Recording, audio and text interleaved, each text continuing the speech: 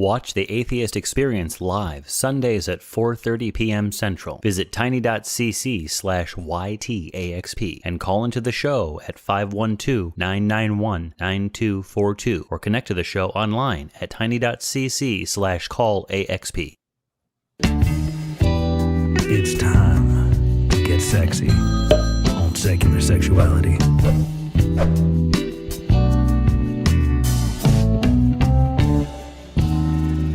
Hello, and welcome to Secular Sexuality, the ACA show most likely to ask you to turn your head and cough. My name is Christy Powell, and I'm joined tonight by a co-host with an R not a 4. Welcome back, the always infectious Nate Smith. Nerd jokes are the best. Thank you for actually using that, Christy. Amazing.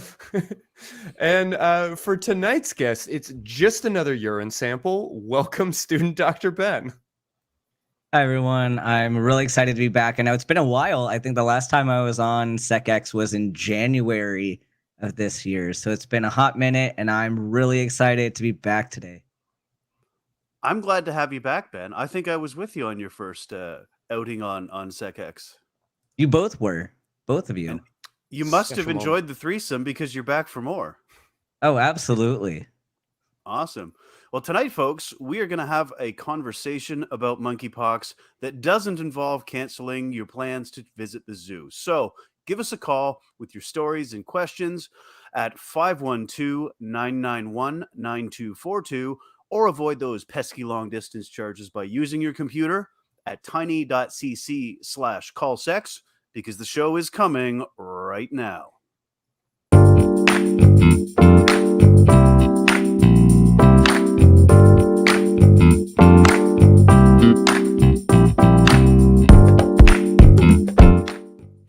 Okay, well, let's jump right into it. Nate, I have not seen you in a while. Catch me up. What's got you turned on recently?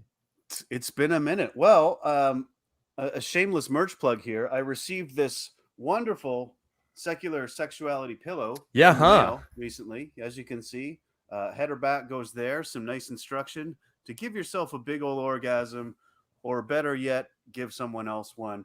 And as you can see, it's got a little bit of Twister-esque instruction here. It's incredibly functional for that reason. I is. really appreciate the instruction manual. It is. And so when this arrived, of course, my partner needed to verify the efficacy of this pillow, for science. And so I would just like to say from the bottom of my heart, this may be the only time I can actually say this and it be accurate, but Mr. Greg James, executive producer of the Atheist community of Austin, thank you for the blowjob. Fantastic. It was great. Yeah, and so folks can find that in our merch store, yeah? Absolutely, yes. We will be plugging that at the end of the show, so be sure to hang on, and you can get your pillows and also your monthly T-shirt that changes every month. It's this month is a real doozy. I won't spoil it for you. Pumpkin. Oh, sorry. Please continue. Yeah, and Ben, we're really excited to have you back. What's got you excited right now? Yeah, so it's been an amazing month. I was doing a residency audition in Texas. So, of course, being in Texas, I had to go hang out in Austin. And I happened to be there for this year's back cruise. I got to meet Christy Powell in person. And I also got to host Talk Heathen from the library, which was an amazing experience, meeting a lot of people that watch the show on a regular basis. So I highly recommend next year when this happens again, or every month, we're now doing live shows from the library at the end of the month. So if you get the opportunity to go visit and say hi to the host, I'd say go for it. It's a great time.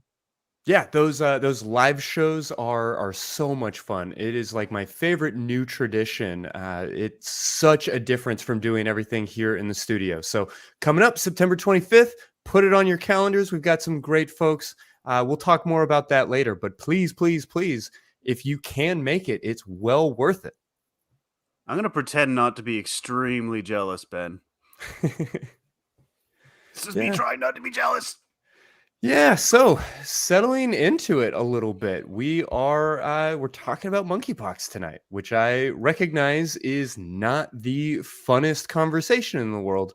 Ben, I'm hoping you can offer a little bit of comfort and information, because if I'm being completely honest, I have really kind of strayed away from getting too into the weeds on this topic. You know, after having to deal with the Attorney General of Texas trying to turn all child affirming care into child abuse, followed by all of the stream of legislation limiting women's rights here in this state, it's gotten really unfun to talk about current events on this show. And so we've been maybe a little bit derelict in our duties. And I think it's important that we actually do take a moment and acknowledge this like pretty significant issue that's coming up. How concerned should we really be about this growing threat? Yeah, so I know people are very exhausted with coming off of, I mean, we're not even off of COVID yet. We're just now getting things open again, and there's still the threat of COVID looming over us. Our hospital still is saying COVID.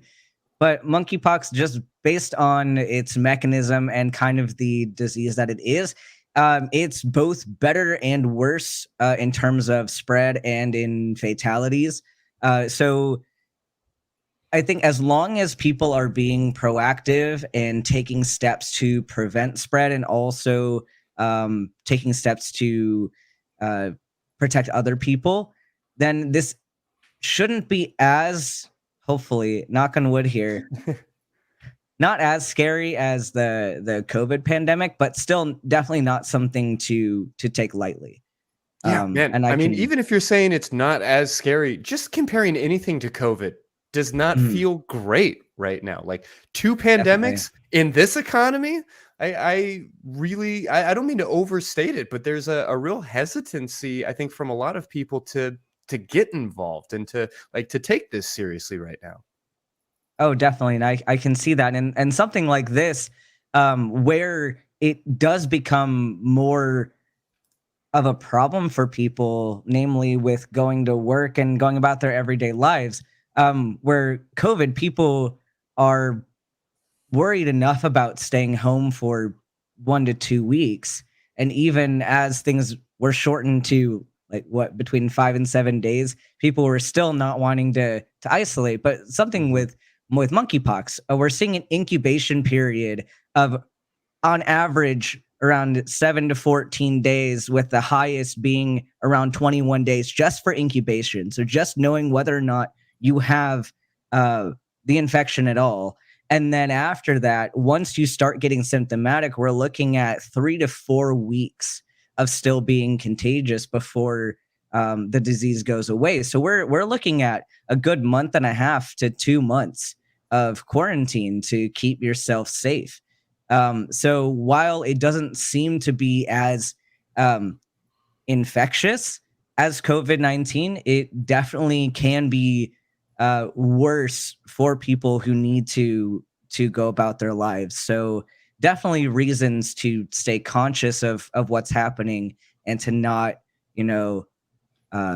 abandon our guard for this kind of thing. Sure, bury our head in the sand. I mean, can I just cut in real yeah, quick? please. Like, is a person contagious during that incubation period?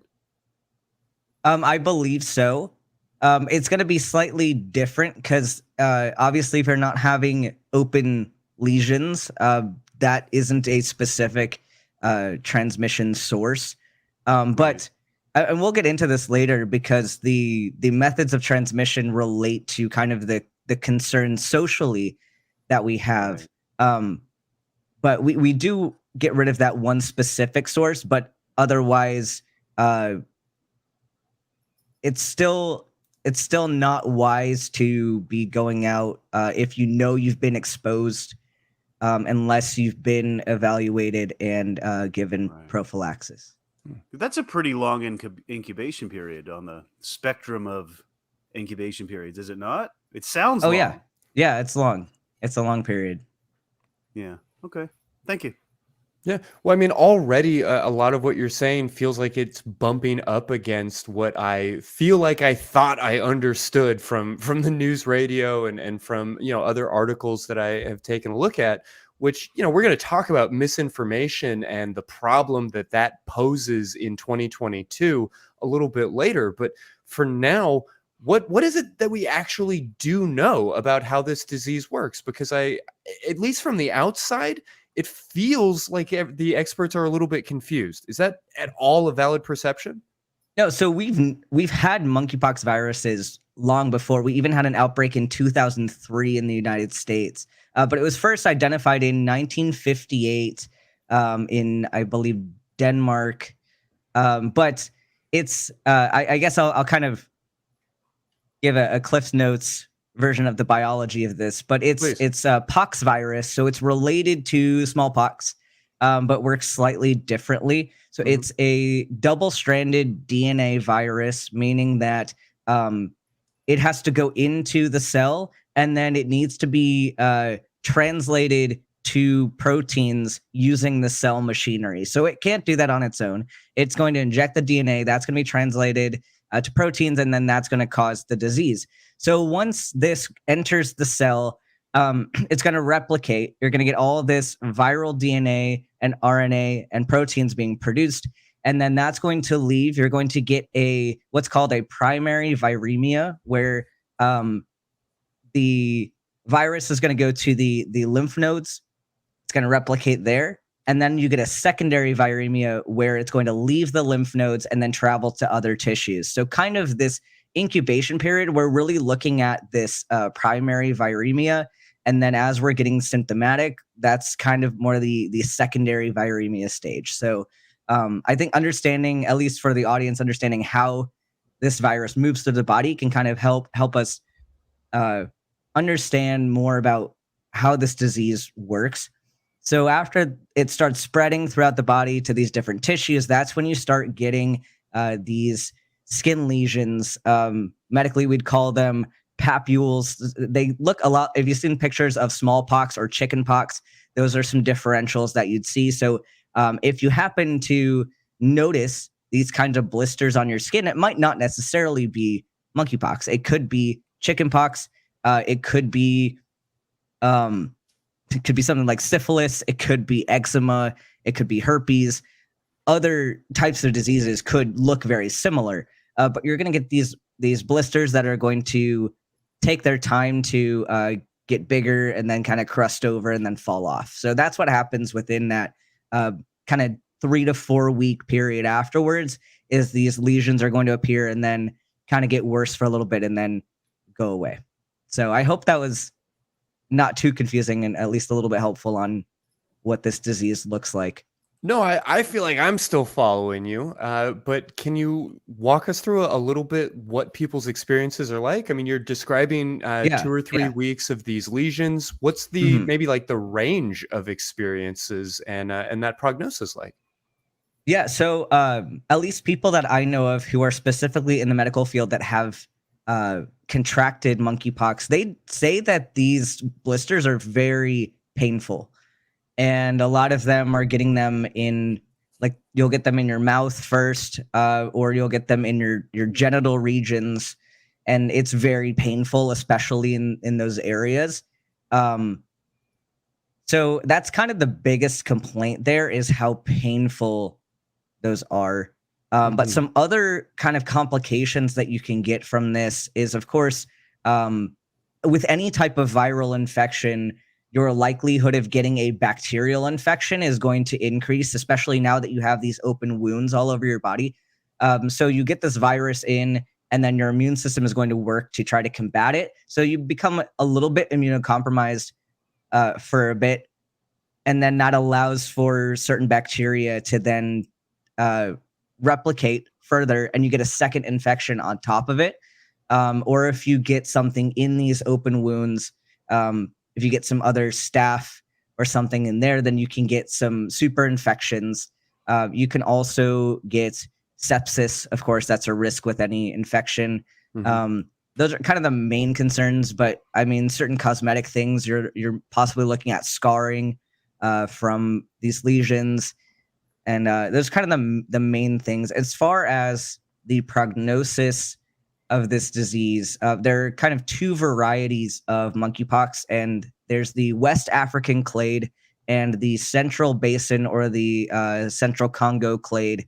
And one of them is more lethal than the other. I think the Central African clade has a fatality rate of about 11% in the unvaccinated. The West African has a fatality rate below 1%. But I think the more lethal one is the more common one that we see in outbreaks, because the West African clade is less likely to spread amongst humans. But I can't confirm that for sure, like if whichever one someone were to have. Sure. Well, as I understand it, here in Texas, actually, we had the first death here in the States from this outbreak. That's not a particularly common experience, but it's certainly a danger. Is that all fair to say? It's a danger, yes. And typically in people that are immunocompromised or have other comorbidities where they're not as likely to fight off said infection are going to be at highest risk. For the most part, people are able to recover. Granted, it's a horrendous month or so of this symptomatic infection, but after those 4 weeks, most people do very well. Yeah. Well, part of my hesitation in the past about discussing this on air is that there seems to be a fair bit of like contradiction or confusion, particularly around transmission. What do we know so far? Yeah. So I know that we're going to be talking about the prevalence among the LGBTQ community, and I know that especially on this kind of show, that's where we're going to be taking it. But it is primarily transmissible through direct contact with lesions, and also through contact with fomites or anything that if you have open lesions and you're touching a table or you're touching a book and someone else is touching that, you can primarily get infection that way. You can also get it. It's not necessarily airborne, but if you're in a hospital room with someone who just had monkeypox, they got discharged, and now you have to clean their sheets off the bed. If you were to take the sheets and I don't know, get all the dust in the air, then you could get it in your lungs and you could get pneumonia. So really any contact with this virus is how you're going to get it. Primarily, it's going to be through skin-to-skin contact, which, of course, people love to label this as an STI, or sexually transmitted infection. But if you think about it, sex is primarily touch. Oftentimes when people are engaging in sexual activity, they are touching each other. So some of the mixed messaging that we're seeing from the Center for Disease Control and like other public authorities, that's the point of confusion is, sex involves touching, but so does touching. So does touching, yeah. So if I were to touch somebody on the shoulder and they had an open wound on their shoulder, I'm just as likely to get it as somebody who is having, sex. So, I mean, there's a lot of mixed messages, and it definitely gives a problematic stigma to the disease itself, but it can end up turning into almost a witch hunt for these people who have it, because if you see, well, this is a gay disease or this is a sexually transmitted disease, and you see a child that has this, or you see somebody else that has this who says that they're not sexually active, you can start to draw conclusions in your own mind about what happened, but that might not be the case. And so not only are you socially stigmatizing people, but you're also potentially denying them care, because like this person can't have monkeypox because they didn't have sex. Right. So they might be denied treatment, or they might be denied a vaccine or denied prophylaxis. And we're seeing that in terms of the vaccine, they're primarily marketing it to the LGBT community, especially men who have sex with men. But anyone that is at risk, if you are around somebody that may have been exposed, and you get the vaccine within 4 days of exposure, you might not even contract the disease at all. Or if you get it within, let me confirm a time frame on the vaccine because I just had it pulled up. I think it's within 14 days after having exposure, you might still get the disease but have reduced severity. So making sure that we're not limiting this to a certain community, in fact, makes it worse for kind of everyone. Yeah. Yeah, I hear that. Yeah. So you've mentioned isolation. What does safety and prevention really look like right now? It's difficult to say because I mean it's very difficult to ask somebody to take 2 months off of Yeah. whatever they're doing. So I mean, kind of the biggest thing is if you are exposed, number one, go get tested for it. Also, let people know that you were exposed so that they can take precautions. Get vaccinated before exposure if you're able to. If you know that you are going to be around people that have it, or if and not just for people who are sexually active with men, but if you have multiple partners, then this goes with any STI. If you are sexually active with multiple partners, you should take steps to make sure that you're not spreading things between anybody. So it's the idea of transparency with your partners about what you've been exposed to, and making sure that they have access to the vaccine, getting it within that 4-day period if you're not able to get the vaccine beforehand. I think that's kind of the best steps. If you can, if you know you've been exposed, watch your symptoms and watch how you're doing for about 21 days afterwards. I don't know for sure if the guidelines are saying that you need to lock yourself up for those 21 days, or if they're saying that it's probably okay to just monitor yourself and make sure you don't have any lesions that are concerning, or that you're not making excessive contact with people. Just kind of watch it, and then if things progress, then isolate for that next month. Mm-hmm. I want to know, like, why monkeypox? Like, where did they come up with monkeypox? Like, I can see like the comparison with like chickenpox, but chickenpox doesn't actually have anything to do with chickens, right? Does monkeypox have anything to do with monkeys? Do you know anything about how they came up with that? It's interesting because the initial host of monkeypox, they believe, are rodents in Africa. So not initially monkeys, but humans and monkeys seem to be just kind of incidental hosts that they just kind of came across it and got it. I don't know for sure exactly where monkey came from. I've heard hypotheses about it being something related to racial stigma, but I don't want to go too far down that rabbit hole if I don't know for sure. But it's possible that since the origins were likely to be on the African continent, that same thing that we saw with coronavirus, that people had chalked it up to people of certain cultures, unfortunately. Xenophobia gonna happen. Yep. Yeah. Well, that fucking sucks. Well, you're talking about vaccines. Can you say much at all about the current state of vaccines? I know that there have been a number of reports about shortages, about cutting dosages, and really just a kind of a mediocre organized response in general. I mean, is all of that accurate as you understand it?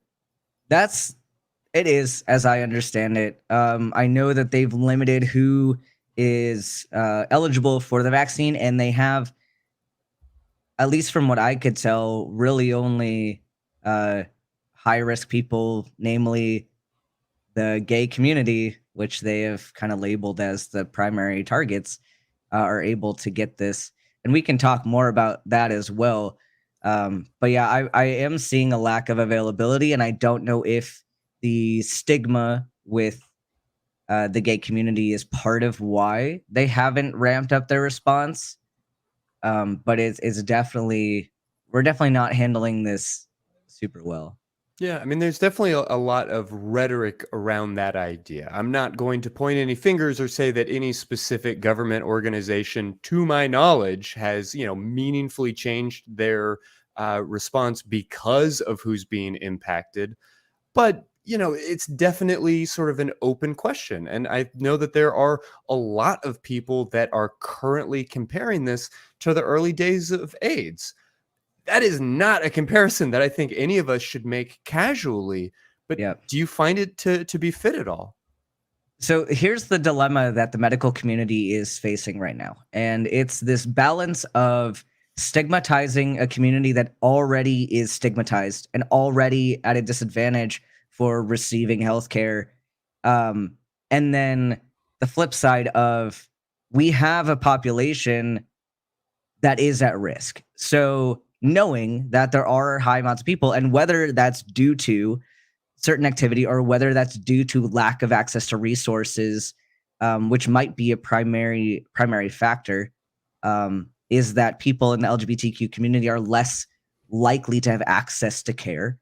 Mm-hmm. But balancing out, like, how much do we prioritize helping a community at risk versus causing them more stigma? And I think a lot of people are worried that, let's say this were to be something similar to the AIDS epidemic, where a primarily LGBTQ community was at risk.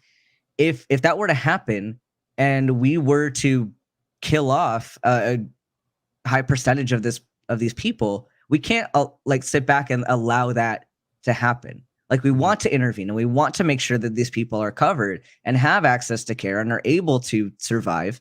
But what does that look like for us as a medical community, with kind of promoting this access to care without labeling this as a gay disease? And I think that's where the debate is right now. Yeah. Any insights on where that or why cases seem to be centralized around the queer community? Honestly, I don't have a great answer for that. I can hypothesize that it is largely due to lack of access to care, maybe lack of education surrounding how to protect yourself from these kinds of diseases. And like, it's very difficult because you're seeing this with people that touch at all. But when you have certain members of a community that I don't know, they seem to be they're perceived to be at risk for having multiple partners compared to the cishet population, which we know isn't true. We know that anybody can have intercourse with multiple partners, and anyone can be unsafe in their sexual activity, and that the LGBTQ community isn't by default more risky than someone who is cishet. And I think that's where the disconnect is. So I don't know how much risk is actually different between the communities or how much is a perceived difference. But my guess is, if there is an actual difference, that it's related to access to care. Sure. I hear that. Yes, and apropos of government institutions needing to be clearer, just lighten this up just a little bit. I was looking up the monkeypox article on the CDC website, and it's describing, when it's actually describing the symptoms, it reads as follows: people with monkeypox get a rash that may be located on or near the genitals. Then goes on to clarify penis, testicles, labia, and vagina, or anus, and then in parentheses, butthole. So the CDC felt the need to clarify that what an anus is. I guess it's just good that they're getting the information out there. Secular sexuality can't do all the heavy lifting when it comes to teaching people about their bodies. This is true. So, I mean, if there's one upside, the word butthole now appears on the official on a formal official government website. Got it. Yeah, absolutely. So, folks, we do still have some open lines. If you want to contribute to the conversation, give us a call. Again, it's 512-991-9242. For the time being, we do have somebody on the line who wants to talk to us. Do you think we ought to get them on there, Christy? Yeah, let's see what they got.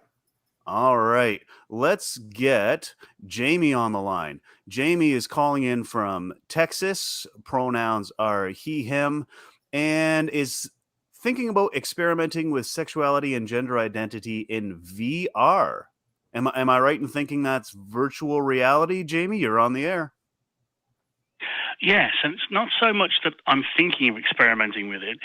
And again, this is only tangentially related to the major topic at hand. But hey, if you are hundreds of miles away from the partner that you're sharing an erotic experience with, you're probably not going to get an infection. So, very safe sex. but extremely safe. Yeah. But I have, over the last 2 to 3 years, been kept basically sane by being able to supplant augment my actual social interactions with virtual experiences. If anyone's ever heard of VR chat, because the advent of more affordable standalone devices like the Quest came out, and everyone on there that I've seen, I'll say everyone, a large majority of people are obviously inhabiting avatars that do not reflect their real physical appearance, Sure. myself included. But a lot of people are inhabiting avatars that are not that allow them to express themselves in a more physical or visceral manner if they want to express themselves as female presenting as a male, or there's a massive furry community on there and all manner of stuff. And I could tell you stories of the amazing advancements in graphics and technology that have just tried to up the fidelity of all kinds of erotic encounters. Just imagine the scene from The Matrix where they have all the weapons, but they're not weapons, they're something else. I gotcha. But myself, I just wanted to see if you thought that was something that maybe a healthy avenue for people to explore. Do you know much about it? Have you done it yourself? I'm old as heck when it comes to technology. And while I'm young at heart, all of my online erotic experiences were theatre of the mind kind of stuff, text on screen. So this is all a little bit new to me. I'm a bit of an old fogey. And I haven't really engaged in it myself, though I have had some strange experiences, like a tiny taste of body dysmorphia when you put on a body that looks nothing like yours, and I look down and I have realistic looking breasts. It feels a bit weird and a little bit wrong. So I'm wondering if you have any insights into whether you think people should try and experience this. Have you done it yourself, or am I just a weird nerd? I mean, I'll just say I really love this question, and I love that we are developing technologies that allow us to ask these questions and allow us to have these experiences. I mean, I will freely admit that when I was discovering my own sexuality, text-based chat rooms were becoming much more widely available, and there was a lot of gender experimentation and gender fuckery trying on different, text-based avatars, like you said, Jamie. And I think that there is a lot of value in that. I also recognize that as we get closer and closer to the singularity, and as the technology becomes more and more sophisticated and more powerful to maybe intensify the nature of that experience, I don't want to say that we're playing with fire, but rather that we are reckoning with really powerful forces.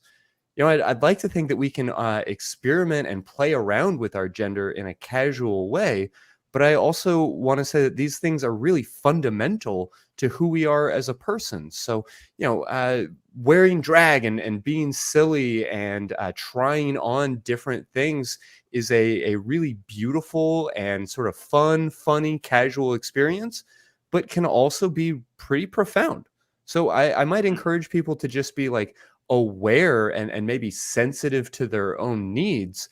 But I think I'm always going to be in favor of experimentation and particularly curiosity when it comes to these aspects of our humanity. How does that strike the three of y'all? I have some thoughts about this because I'm a trans man, so this kind of plays into a little bit of my journey to coming out to myself as trans. So at the time, I was in a relationship with a woman, and I always felt weird about sex, and I had thought that this was related to growing up in purity culture, and I was like, okay, I can get over this. I'm just gonna go to a sex store and see if there's anything that I want to just try and see if it helps me kind of enjoy this kind of thing. And I realized I just was not, like, no matter how much I tried to use certain parts of my body, I felt awful. And I realized that it wasn't because of the purity culture. I mean, that plays a role in other ways, but like I had gender dysphoria. And I think more that I've experimented with myself in using things like a packer. Like I wear a packer and it feels like my own body. And it's not. It's a piece of plastic that I paid a lot of money for. But it feels like me.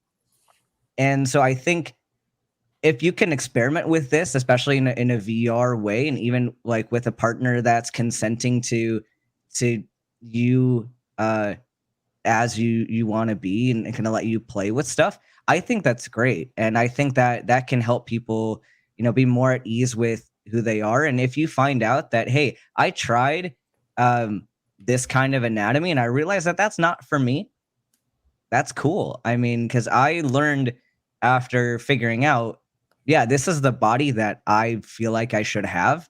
And I felt more like myself than I ever have in the body I currently have. I think that's fine. I think that's a great avenue for people to really meet themselves. And it's probably less expensive that way too, when you can swap out over VR versus one of my Packers cost me $600. So if I were to try that out for $600 and then I didn't like it, then that's kind of a waste of money. I can't return it. So, I mean, VR is probably a good stepping stone there. Yeah, just having the opportunity to try something on and back off again. Jamie, please go ahead. Oh, sorry. Although I will say, I mean, speaking of someone who's had a lot of experience, it is a virtual experience, unless you're one of those rare people that has the psychological phenomena of phantom touch, where experiencing a virtual interaction causes a psychophysical reaction. Like, I can feel you touching me even though you're not touching me. It is, I can imagine, only a sort of pale comparison to the real thing. But like you say, it's cheaper, safer, more anonymous. Like, you're just a username and a voice, and you can change your voice as well, either by practicing and presenting, or with a voice changer software, although you can tell with those. The other thing I'd like to segue to, though, and I don't want to take up too much of your time because I could talk about this topic forever. I find it really fascinating, but please, yeah, go ahead. Is that I have been a lot of things in these fantasy worlds and these in these chats and these role plays. I've been genders and features and explored a lot of erotic stuff, and it was great fun. However, in all of the explorations, I find myself in the real world more and more confirming I am cis, I am het, I am straight down the middle, not normal, but like the heteronormative ideal of a dude. And I'm thinking to myself two things. One, am I trivializing these experiences for my own enjoyment? Like, am I play acting as a girl, play acting as a gay guy, play acting these things in fantasy? Is that trivializing these real world lived experiences? Because I don't want to do that.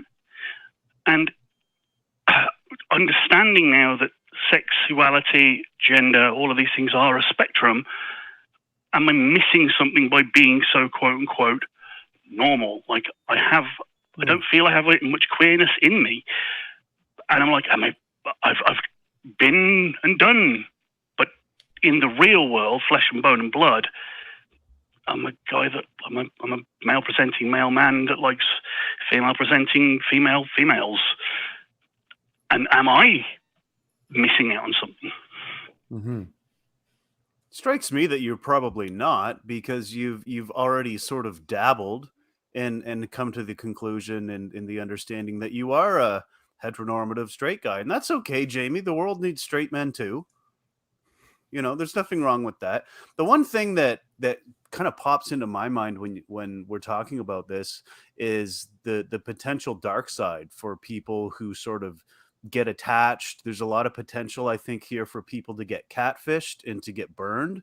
So, I would recommend for anybody that's thinking about dabbling in this VR thing, manage expectations. Like, don't go too far down the rabbit hole, because as somebody who dated online before finally finding my forever human, there's a lot of that going on, and there was a lot of that going on in the days of text chat and pictures and whatnot. I can only imagine how that issue would be compounded by orders of magnitude with an advanced VR capability. So that I would say to be careful about that, but all in all, the potential for self-discovery, even what you've done, is almost limitless, and I am down for it. Yeah, and it's worth pointing out that self-discovery doesn't necessarily need to be, I have revealed this like hidden and foundational aspect of my identity. It can very much be like, I did not know that I would enjoy doing that for an afternoon, right? We did an episode at the very beginning of this show with Brittany Lee, who was a phone sex operator, and discussed a lot of what it's like to explore fantasy that can't even be acted out.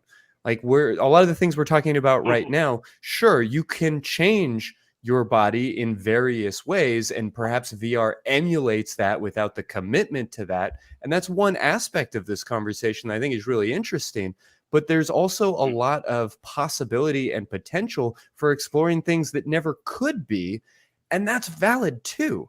We don't necessarily need to want these fantasies in real life in order to enjoy the curiosity around them, in order to enjoy the experimentation around them. And so, guard your heart, mind your expectations, like Nate is saying. But I think that play and curiosity are really underrated aspects of our humanity. Oh, it's so much fun. And it's nice to validate the fact that, like, I've done things. I've played out scenes in these things that are either physically impossible because I don't have enough limbs or gills, or would be seen as taboo. Usually to see to the fantasies of someone that I'm playing with, because I always like to please the people I'm with. So it's nice to play and knowing that it's in fantasy. But to the point, and this is my last point, because again, I don't want to take all your time. It is both easier and harder to know who you are talking to and playing with in VR. On one hand, it's usually with voice. They also usually have at least hands and a head, so there's body language. And if you have empathy and a bit of a knowledge of people, you can tell who's who a little bit. On the flip side, however, you do have things like voice changes, and one word of caution: VR technology, new technologies are very often frequented by younger people, and while I am far past any of that kind of stuff, I've only observed all this ERP virtual reality stuff is a little bit. I prefer text. Give me IRC. You can be surprised how old people sound when they're not even close to 16 years old. You must be very cautious. So absolutely be careful and be honest. Ask someone how old they are. Ask them what their experiences are. Share enough of yourself to assure them of that you are genuine. And like I say, be careful. Yeah, I really appreciate all of your insights. This is a fascinating direction. I think I may need to invest in a quality We could headset. do a show on this. I feel like you should right? call back about similar topics. This is great. If you all want to host a virtual sexuality somewhere in VR, I'll be there front row center, cat calling. I'll be the little cat boy in the nice Doctor Who scarf. Fantastic. All right. Well, we will need to have a production meeting about this notion. But I do really, really appreciate your insights. And I'd love to encourage you and everybody listening to experiment, to play, to try different hats on. I think we need to be mindful. We need to be safe. We need to be protective of our minors and of other vulnerable people, but to really allow ourselves to explore and enjoy life. It's also a magnificent place to be an out and proud ally. Sorry, I keep talking, but if someone's talking crap, like transphobic nonsense, and you know they can't hit you in the face, oh boy, I've given them both guns. Oh yeah, I certainly have. Verbal swords at dawn, my friend. Anyway, thank you. Awesome. All right, Jamie. Well, thank you for your allyship, and it always is easier when there's no risk of being punched in the face. The other thing I always like to mention too is that if you do dabble in that sort of thing, or if you dabble in your own gender identity or sexual orientation, like, it doesn't make you gay if you do something with a guy. You know, like, you can. I've said this before, but you know, if you go to Italy and you really like the architecture and you really like the food, and then you come back home, it doesn't make you an Italian, right? You're still where you come from. But that was a really good call. I feel like we could do a whole show on VR. Yeah, no, let's spend some more time there. I guess I'll piggyback off of your metaphor, Nate, and then, wrap it up. But I did forget to mention to Jamie, he kind of implied the question of, am I trivializing these experiences for people who are not cishet? And I think that that's an interesting question, and I definitely appreciate the desire to be careful and respectful. But to carry on with what you were saying, Nate, I think that you can recognize that a particular dish may have deep, ancient, even cultural ties. And for people who grew up in a particular community, there might be a lot of cultural significance, maybe tied to a holiday, maybe tied to a personal experience with a grandparent, or things that are really, truly profound. And we want to be respectful of that, while also knowing that we can order it at a restaurant and maybe not have the same experience, but still enjoy dabbling in that space. And I think that we can do so respectfully without damaging anybody else's experience. I couldn't have said it better myself. You kind of stole my metaphor, but that's okay. You improved upon it. You augmented it, and it is now a cyborg dragon. Got it. Yeah. All right. So, folks, the atheist community of Austin is the purveyor and producer of many fine shows. And if you weren't watching some of the other shows this past week, let's give you a sneak peek at what you may have missed.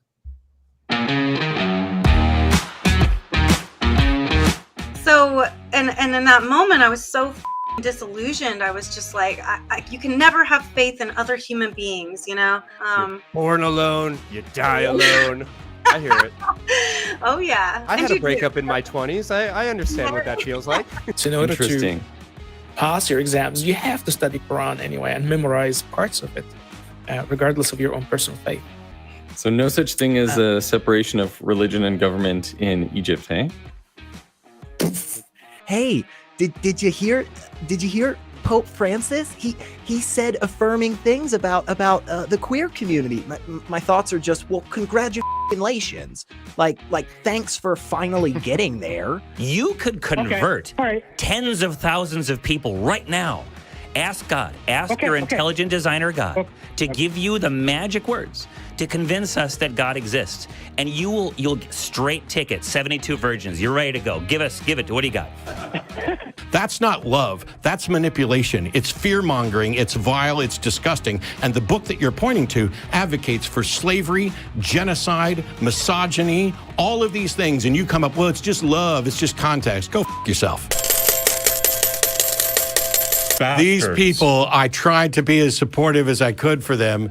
And now Johnny and Ben, who hosted Talk Heathen earlier today. So if you haven't seen it, I was going to say go watch it. We were being kind. These guys, they just walked in with pizza and eye patches. You know what? You too.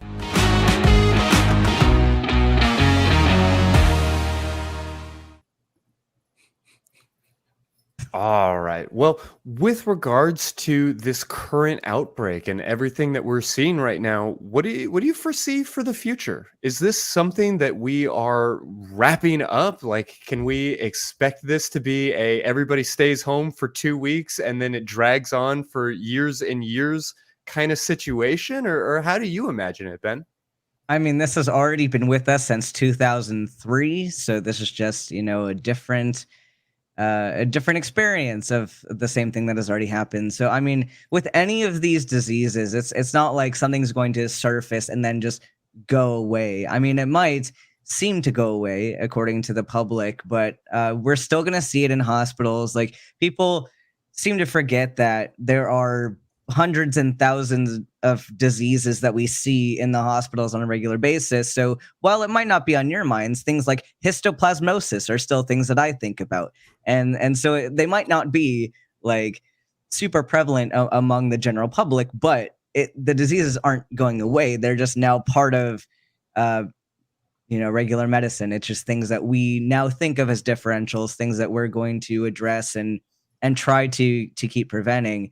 Hopefully we can eradicate some of these, but especially in today's age with the anti-vax movement being very strong, and I think also with the recent sentiments about COVID, I think people are less likely to want to take precautions. I think we kind of have two sides here, though. We have the one side that's like, I never want what happened with COVID to happen again, and those people might be more proactive. But on the flip side, we have these other people that just don't want COVID to happen again, so they'll just pretend like nothing is wrong.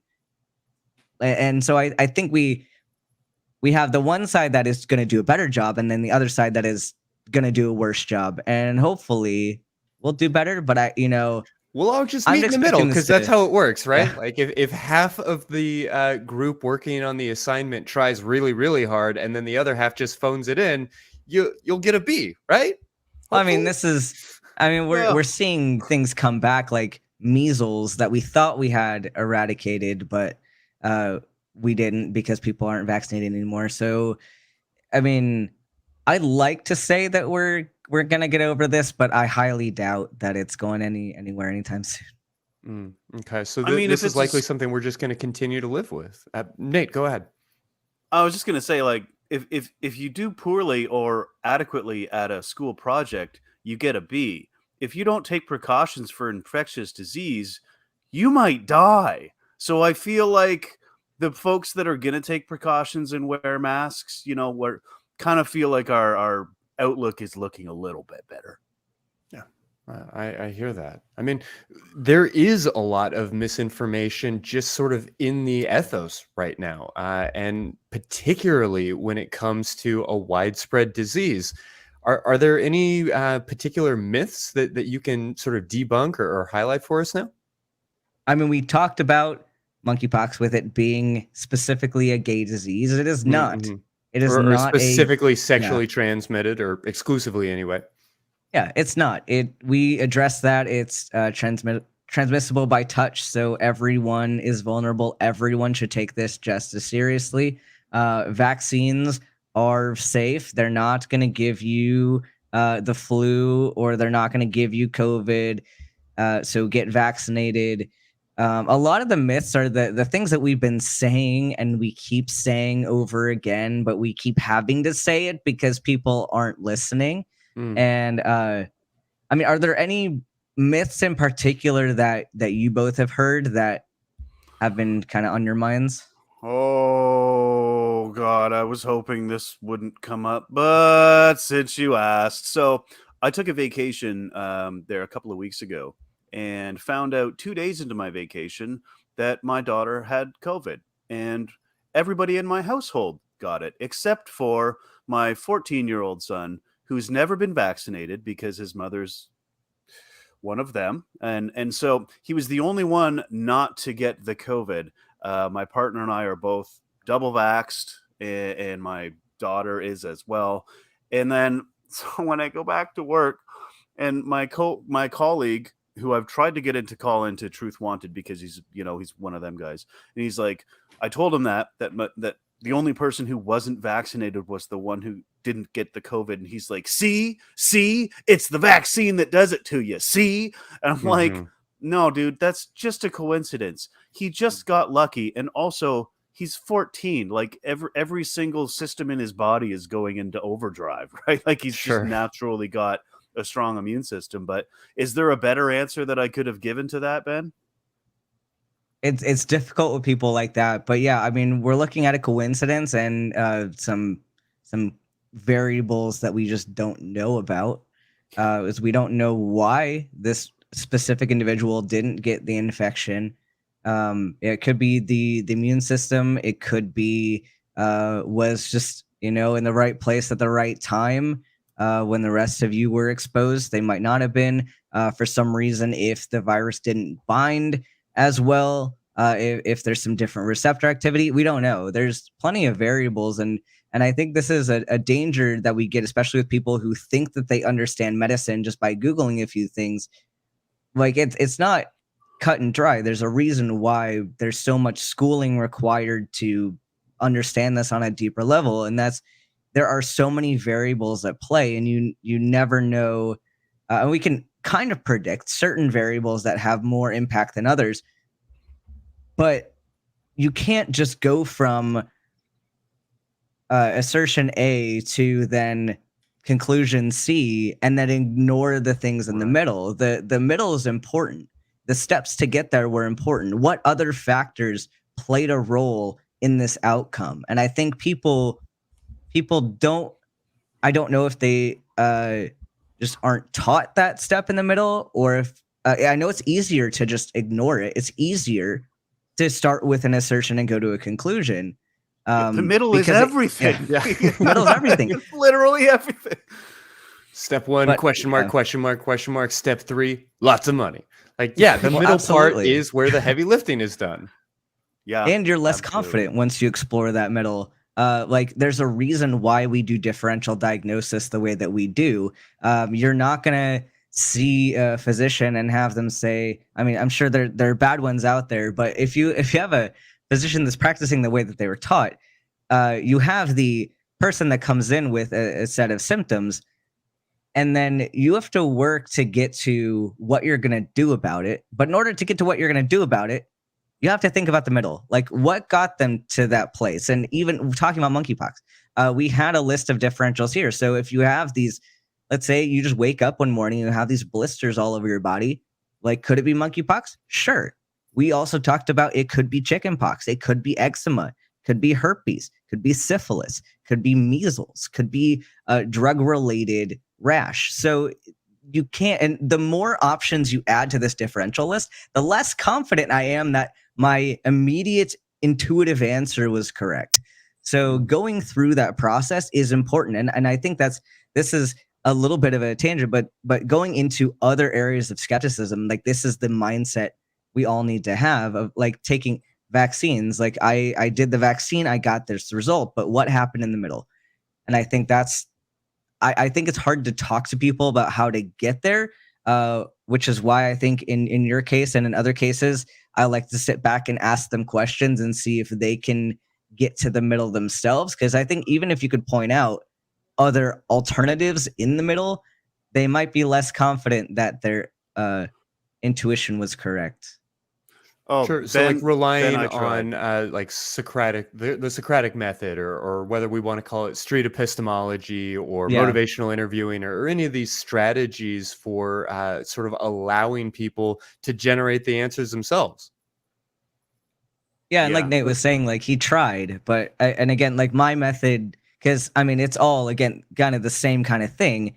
Like the specific way that I approach is like as if I'm someone's doctor. It's as if I'm asking questions about their history and their presentation, but they have to cooperate. Like if someone's coming to you, or if someone's coming to Christy, and they're seeking a professional to intervene in whatever situation is going on, like they have to want to go with it. They have to want to follow the process. And if someone's not contributing to the process, that's not going to be as productive of a conversation. And so that's where Nate maybe struggled with that, is the person wasn't following along. Before we move on real quick. So this individual told me that COVID was developed at Area 51 by the government to cause infertility, and also has a built-in kill switch, and it's being used to reduce the population of poor people. And so my immediate, Socratic method thing, I'm like, okay, well, if if it's got a built-in kill switch, why would they then go to the extra step with the infertility thing? Doesn't one do the other? That doesn't make any sense at all. He's like, oh, it's just I get all this stuff. I get it all from my paramedic friend. He knows all about this kind of stuff.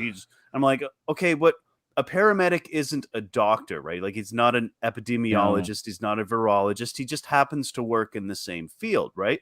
Like, we work in trades.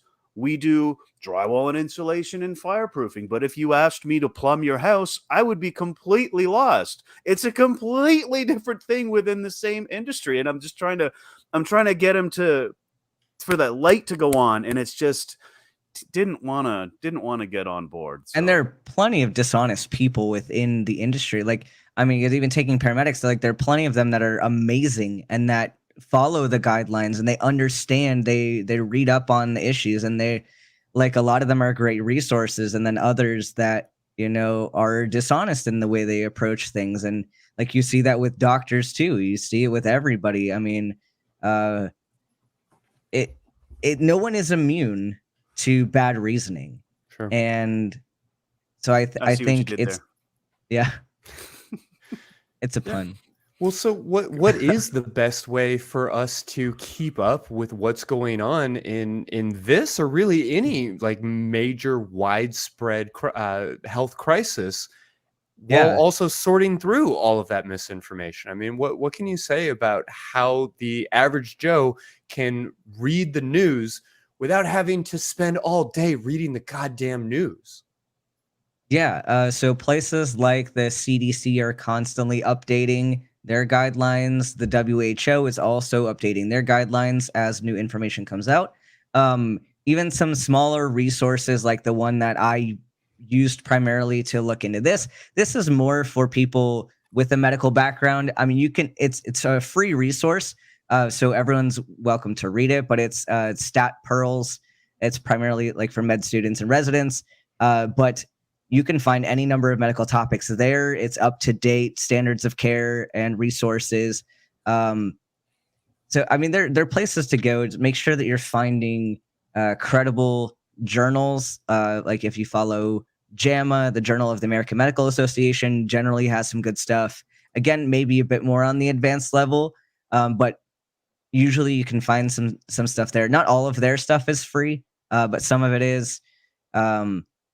You can sometimes find, even on YouTube, you can sometimes find seminars or lectures from physicians in a certain area of study. But again, be careful that you're getting a quality resource. Make sure that, like, if they're affiliated with a medical board, or if they're affiliated with the university, they're more likely going to have better information. But I know it's difficult to find free resources out there without being at risk for some more dubious sources. Yeah. Are there any like kind of red flags that you can point to? Anything that we can very quickly dismiss or just acknowledge as evidence of a bad piece of information? I mean, yeah, go for it. I mean, if it involves the word InfoWars, probably not a good sign that it's bullshit. Yeah, fair. Yeah, just throwing that out. Yeah. There.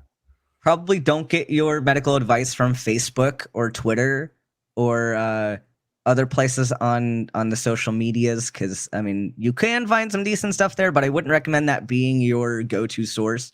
And like we kind of talked about, if you see somebody making a claim, number one, if they're making a claim that goes against kind of what the CDC or the WHO has said, it's probably not a good source.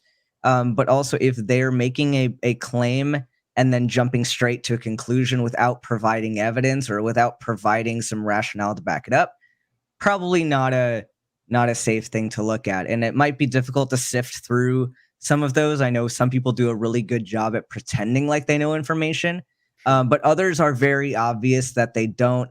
Like if someone says the monkeypox vaccine is going to turn you into a robot, you could probably not go with them as a legitimate source. So, yeah, I didn't get any citations on the Area 51 kill switch theory. Yeah. So, just saying, it fell apart pretty quick. What was that website that you mentioned? Stat Pearls? Stat pearls. Yeah, it's all one word. S is capitalized, P is capitalized, and pearls. So it's just they have a lot of study resources for physicians and med students. So, but it's free. All their stuff is free, which is why I use it. Yeah. So if you want anything that I've talked about, kind of the notes on where I got that, that's where you can find it. Okay. Well, yeah, and we'll have a link to that as well as some of the other things that we've been talking about in the show notes for this episode. Are there any other resources that you want to point people towards? Any recommendations for how to better understand these subjects? The ones that I mentioned are kind of the best ones. I mean, there are some apart from this, if you have access to some word journals, something called Up to Date is great, but that's more it's kind of expensive, so I doubt people have access to that. Sure. That's pretty much all the sources I got that are more accessible. Yeah. Well, before we start to wrap it up for the night, do you have any other like kind of just general recommendations for maintaining sexual health and safety in a world that looks very different than it did 5 years ago? Make sure that you are getting consent with whoever you are engaging with. Always important. Make sure that you are, if you feel like you're at risk for infection, that you're getting tested. Probably every time you get a new partner, you should get tested. You all should get tested just to make sure that there isn't something that you don't know about, because some of these STIs can be asymptomatic and you might pass them on. So just being cognizant of other people and that you don't always know who is confirmed to have had something or who hasn't been tested. So be sure you're doing that. You can also, if you're looking to get tested, a lot of times your primary care physician or whoever's handling your general health, you just walk in and you say, hey, I'd like to get tested. And they'll oftentimes do it for you. And a lot of times the good ones won't even ask you. They won't interrogate you like, oh, but why do you want to get tested? They'll usually do it because we all know it's very important. So, and that's kind of the big ones. If we're talking about monkeypox specifically, again, the same things apply to STI risk, like use protection, get tested, get consent, make sure that everything's out in the open, you're transparent. But then if you know you're at risk, stay home, get the vaccine, get treated if you're symptomatic or if you're appropriate for treatment.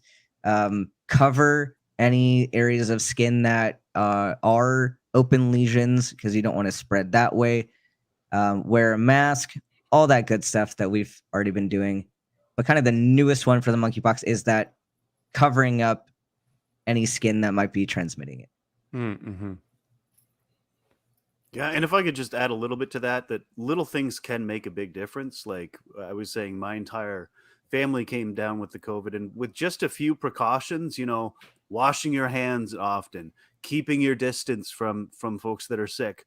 We live in a pretty small apartment in very close quarters, and with just a few simple common sense precautions, one of us didn't get sick. So these little things can make a big difference, and they do work. Fair to say. Yeah, it's worthwhile to take these things seriously. I know, Ben, you were talking earlier about how there's this just kind of national desire to pretend that this isn't happening and to kind of like bury our head in the sand. And I get it. I relate to it. I think I've contributed to it in more than one way. But it's important that we recognize our vulnerabilities. The therapist in me just wants to scream about all of the folks who have been so shamed because of their sexual habits that now those things are kind of like buried from their own view. We have an incredible capacity to deceive ourselves about our risk factors. And I'd like to encourage everybody, no matter who or how many folks you're having sex with, that's okay. But also recognize that there are some risks associated with that. And we want to be risk aware. not necessarily overwhelmingly adverse, but at least aware of those vulnerabilities and to take the appropriate steps, whatever that looks like for you. Solid advice. All right. So, folks, you can keep up with what's happening with the ACA on our website. It is atheist-community.org. You can email this show specifically with sex@atheist-community.org, or email the ACA in general with tv@atheist-community.org. And what we've started to do is actually we've started to share articles, things sort of related to the atheist movement there, and we're really interested to hear what the audience has to say. We really want to get a dialogue started there. So again, check it out. The website is atheist-community.org. Also, this coming Sunday, September, Talk Heathen with Dan and a special surprise guest. I can't tell you who it is, but it's almost certainly not Alex Jones. So hopefully I'll say we recently kind of got confirmation behind the scenes. We're not really supposed to say who it was, but I was excited. And I think a lot of ACA folks will be too. He will not be bringing his gay frogs to the show. Also, Atheist Experience with Matt and special guest Andrew Seidel. Wow, author of The Founding Myth. He's also got a new book coming out, which I can't wait to read. So yeah, that'll be a great show. That's going to be live this Sunday in the studio. So make sure you catch that. But if you can't catch it live, you can catch all of the content that the ACA produces. One-stop shop. You can catch an audio version of all of our shows at tiny.cc/AEN podcasts. So be sure to check that out if you need to catch up on the catalog. Everything that the ACA makes is going to be there for you.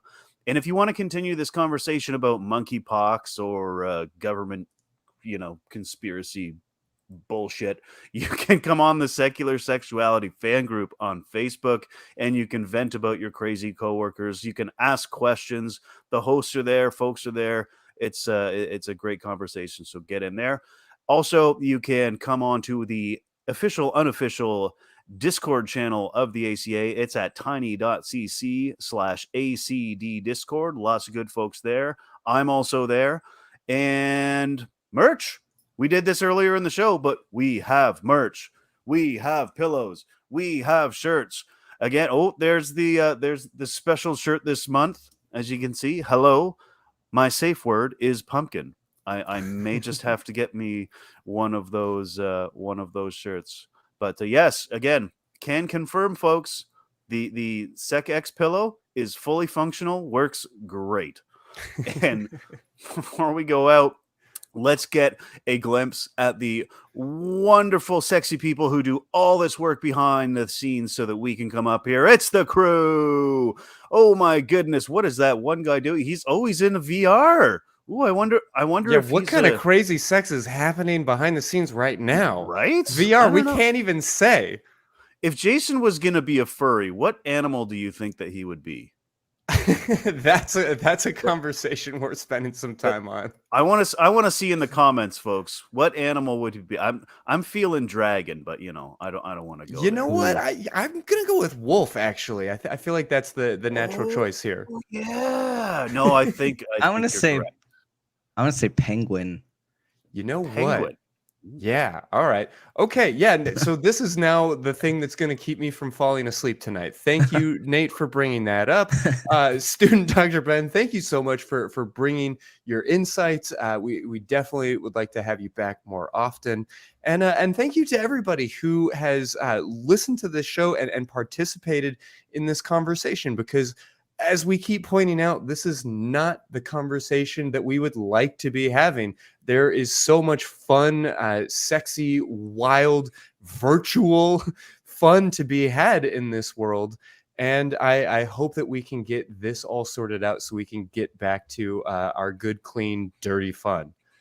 But in the meantime, I guess I just want to encourage everybody listening to get vaccinated, to be safe, and to give yourself a big old orgasm. Or, better yet, give somebody else one.